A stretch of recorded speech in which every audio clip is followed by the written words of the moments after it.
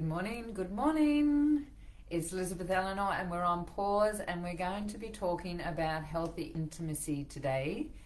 Why we crave it, why we want it, and how come we don't always get it.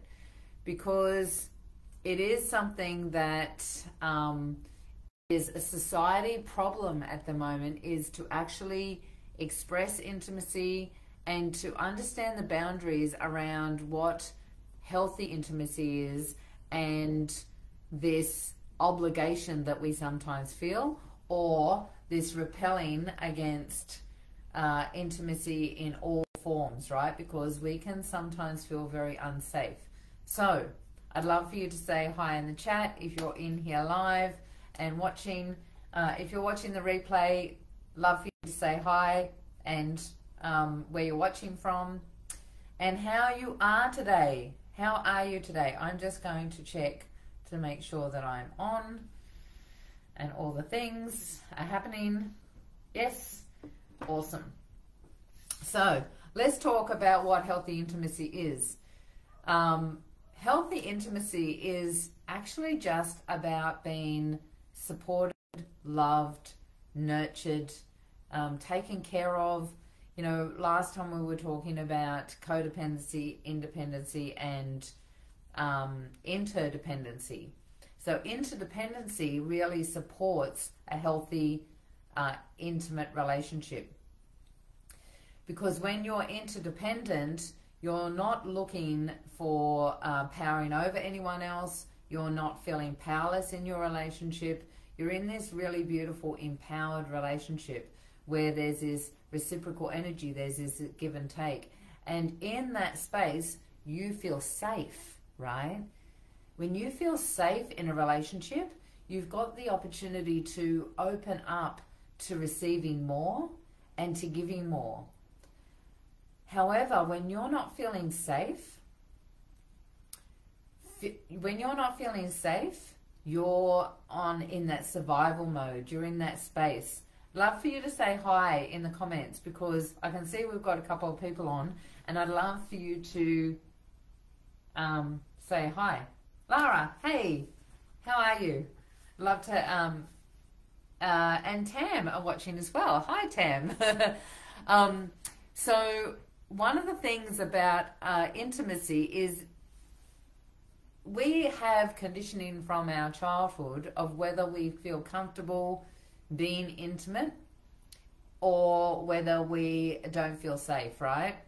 And often it's a conditioning, and it's so subtle, because when we are in a vulnerable space, we generally feel like we need to protect ourselves, and we don't have the opportunity, or sometimes we haven't had the opportunity. And it can be as subtle as things like being told no in childhood, which happens all the time, right? No, you can't have this. No, you can't have that. No, you can't do this. All of those things. And as we're going through that process, our parents sometimes changed it from a, well, you can have it because you're annoying me now. And so no didn't always mean no. It wasn't strictly no. Sometimes no was a sometimes, right? And so that conditioning makes a huge difference in the way we behave as men and women. And so when we're saying no to something, we don't want to receive something, we've been conditioned that sometimes that no is sometimes a sometimes, right? That actually I can change my opinion, or you know, if I'm being badgered by someone, then that means that I have to give in, right? And that's not the case, because now we've got a dysfunctional throat chakra where we're not being able to express ourselves, not being able to discern what we actually want as an individual. And so now we're questioning who we are, we're doubting our own choices, all of the things. So I know for myself, I felt really uncomfortable expressing what it was that I wanted in a relationship, because I truly believed that what I wanted was not real. Even though it was something that was coming internally, I don't want this, I don't want that. Those things I negated because maybe they were wrong. And so it's like, where does that come from? So I'm going to ask you, are you, when it comes to intimacy, how do you feel about intimacy in physical touch, emotional intimacy? I'd love for you to put in the chat how you feel about having a connection with someone that's so deep that you feel completely safe with them and are able to be vulnerable. Where are you right now when it comes to that? Hey Irene, lovely to have you here. I need this. Sorry, I just popped in via accident. Oh, so good, Lara. Lovely to have you here. I love physical touch and being in love. Yeah. It's so beautiful, right? And it has to be with the right person. Because if that is not a reciprocal energy, then that can be challenging if you're not, you know, somebody may be dismissive of that. If that's something that you really love, then that other person needs to know that and be able to communicate that with you, right? And so, first of all, one of the things is actually being able to comfortably be by yourself and be able to self-nurture, to have that ability to really connect with yourself, really understand who you are, feel comfortable within your own body, so that you can then express that information, that ability to want that intimacy, want that physical touch with somebody else, right? And especially when you're in love, to have that connection with somebody else is a beautiful place to be. So I know for myself, I was in relationships where I didn't feel comfortable saying, hey, I love holding hands walking down the street, right? And that's something that Tim and I do all the time. That's one of the things that I loved about him from the very start, is that he just loves holding my hand. And I've never been in a relationship where that's happened before. Before, I've been in relationships where they don't like physical touch in public. And so it's something that you don't recognize. It's just like this little tiny moment of this part of you not being fed, right? Not being nurtured. If you love physical touch in public, if you love holding hands, if you love all of those things, and your relationship is not giving that to you, sometimes we don't even recognize that it's not there because it's just so subtle. But there can be this little part of ourselves that's chipped away because now we're not being fed, we're not being nurtured in that healthy relationship, right? And so intimacy in physical touch and emotional intimacy, being able to express your feelings, being able to express how you're feeling, and you know, not feeling like you're a burden to somebody, but being able to express that and being able to listen to your partner, have that same depth and that deep communication between two people. Also, you know, when you're talking about emotional intimacy, is recognizing that space to not try and fix something, but allow, like, being there to hold space for somebody else to feel emotional and allow them to express that. All of these things, right, are part of a healthy interdependent relationship. The other thing is mental intimacy, being able to express yourself on a mental, you know, from a mind, a capacity of being able to express yourself and your thoughts and feelings and beliefs, not having any of that limited, so that you're missing that part, Lara. Which part was that? I missed that. Which part is it that you're missing in your relationship? Is it the emotional intimacy? when you are like from a mental place as well, your mind being able to be stimulated by somebody in a relationship and be able to express your feelings, your thoughts, your beliefs, what it is that you, your personal growth, all of those things. Those things also have to do with healthy intimacy, right? So it's being able to break down all of these parts and recognize. Oh, so hard to hear that, Lara. And so, why are you still with him, hun? Is it something that you're working through at the moment? How long have you been with him for? All of these parts, and I want to share something. You deserve to have a beautiful, healthy relationship with someone that loves and values you, as the person that you are. Because there is someone that is out there so ready for you, to love you, to support you, to stimulate your mind, to support you in your personal growth, to share intimate moments with, right?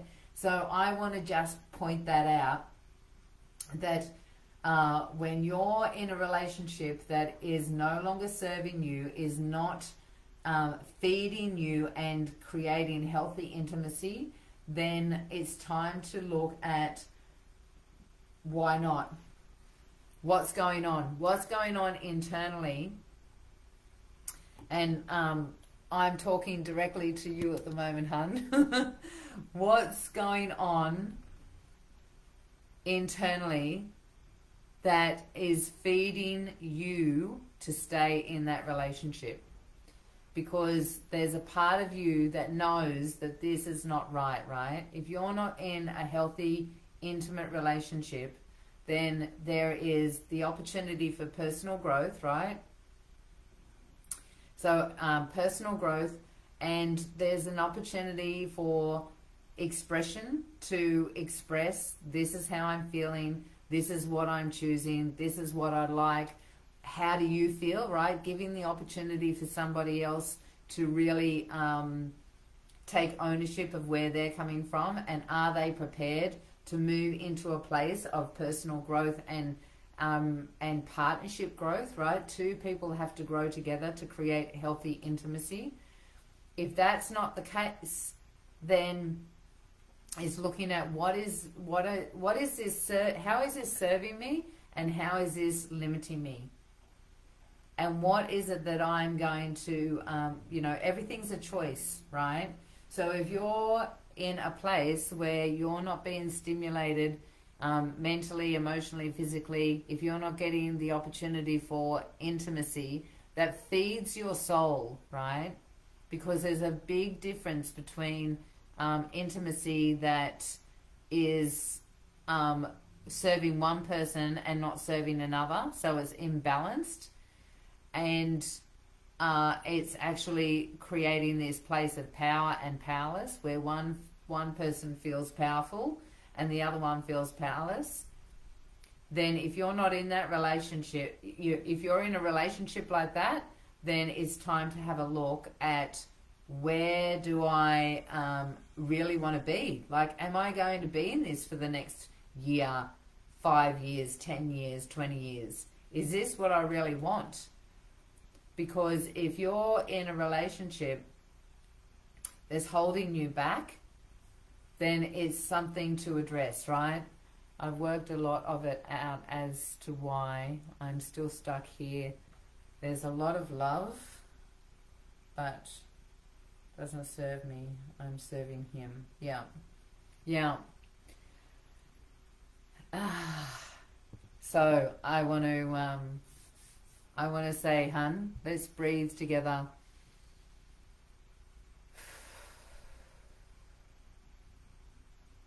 And just, it's really good that there's this recognition, right? That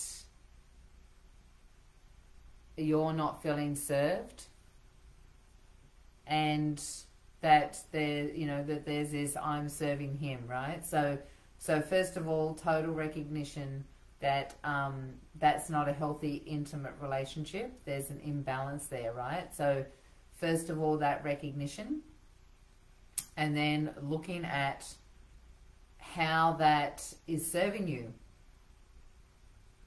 Verbally only, yeah. How is it serving you to stay in this relationship? Because there's part of it that is serving you, right? Or you wouldn't be there still. But then I want you to also look at how it's limiting you.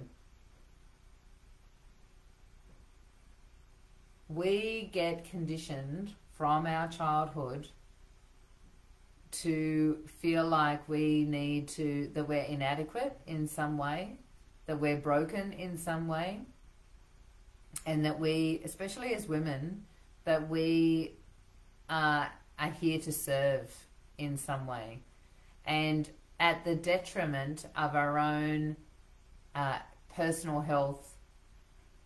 Yes, I'm limited by letting go of the life I expected for myself.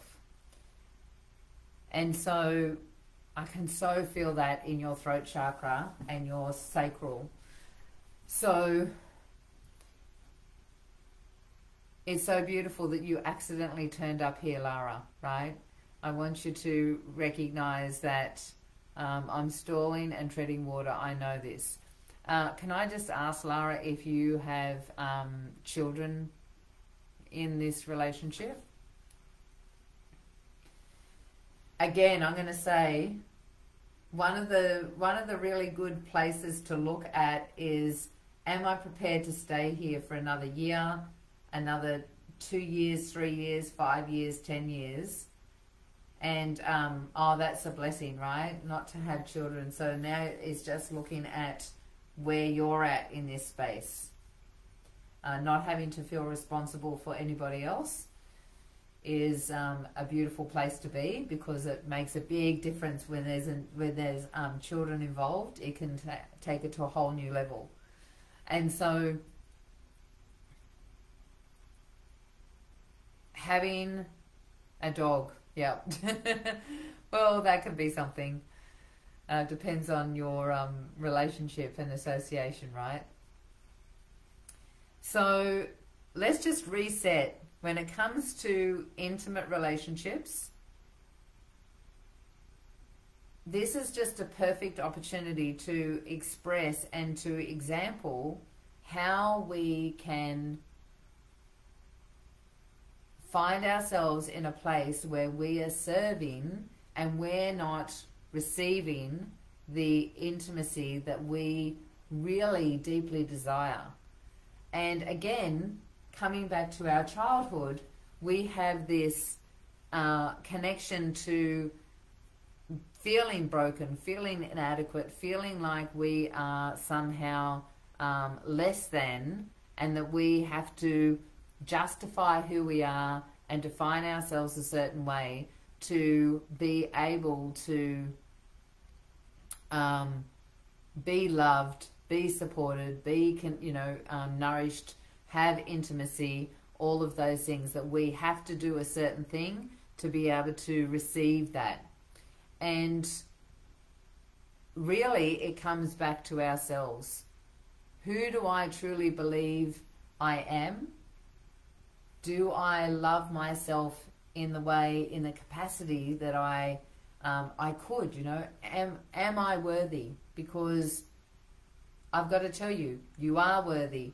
You are lovable, you are valuable, you are valued.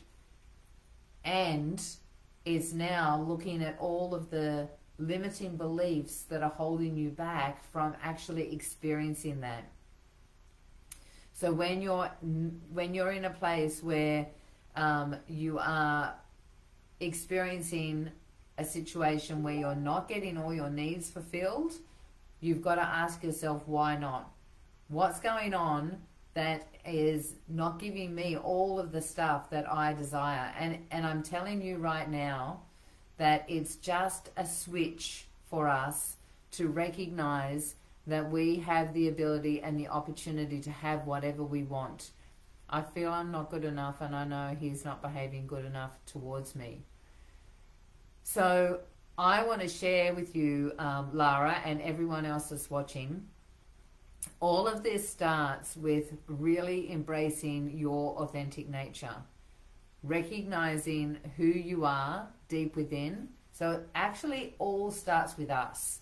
When we can recognize who we are and start being able to embrace that authentic nature, not the part of us that is second guessing all of our behaviors or beliefs, and limiting our thoughts, limiting our expression, limiting our ability to to grow and expand and to be whoever we want to.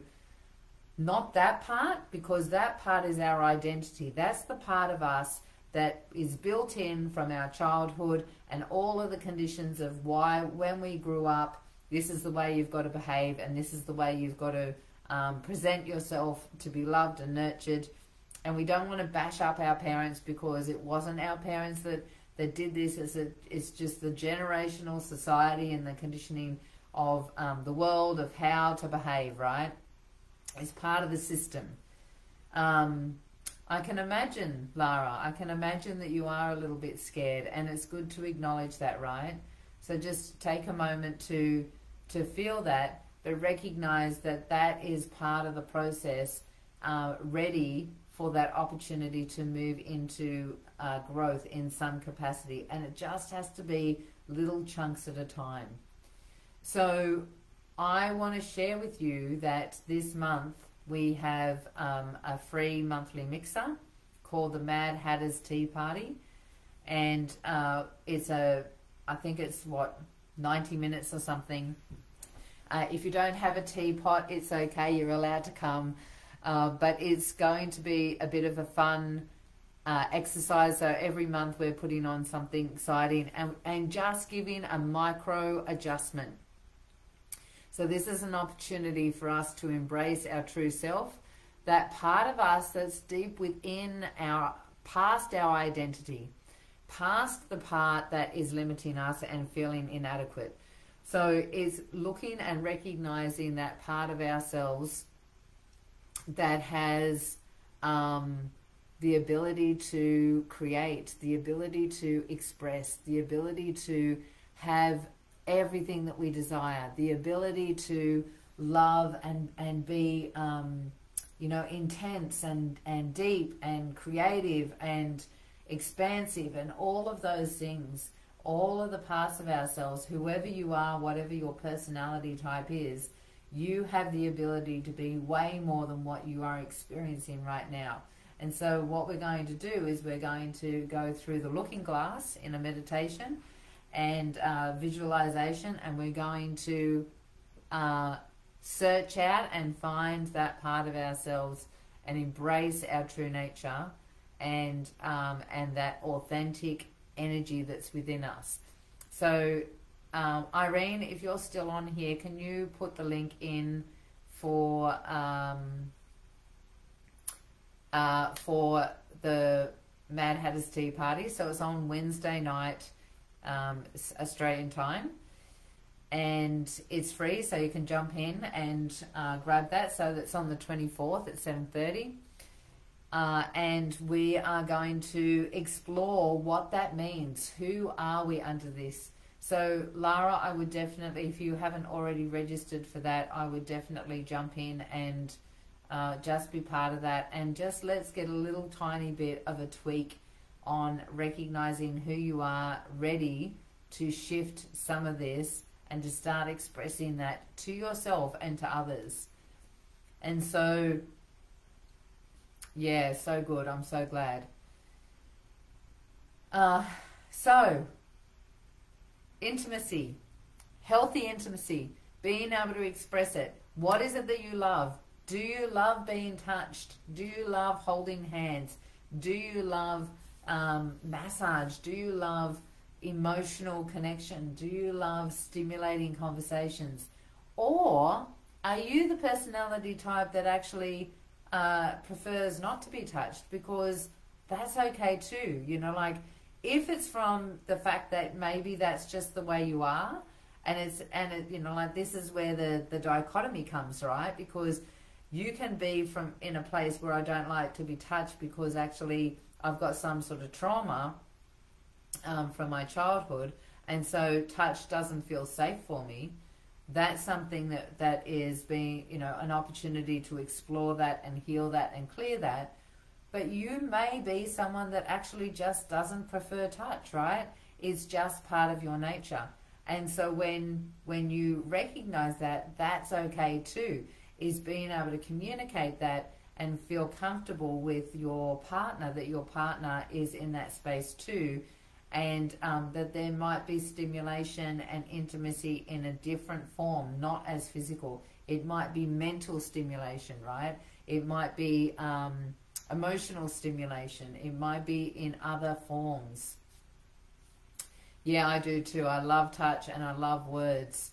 And, you know, for those that are new to this channel or this place, you wouldn't know, but, you know, I have met the beautiful Tim Makepeace at the beach, and because what I do is I teach people how to create, how to live with intimate, amazing, healthy, supportive, strong, connected relationships, right? How to find and call in the divine partner that is out there looking for you.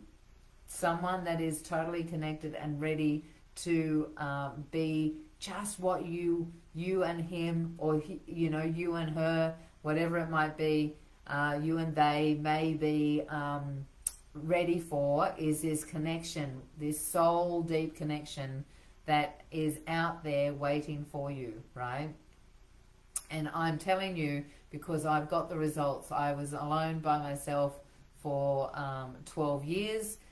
But when I learned the secrets of alchemy, and I learned how to do a process called recoding, which clears all of the stuff out of the way that gets in the way from the source of where it's coming from, then that's when you have the opportunity to call this energy in, right? And to attract your divine partner. And you're so ready, Loz. I know you are, which is so beautiful. So, anyone that's interested, jump in and let's do the Mad Hatter's Tea Party. If you've got a teapot, love for you to bring that on and with you, so that we can have a cup of tea together and do a bit of a ceremony around that. If you haven't, make sure you bring a drink with you so that you can still participate. And looking forward to catching up with you on Wednesday. Take care.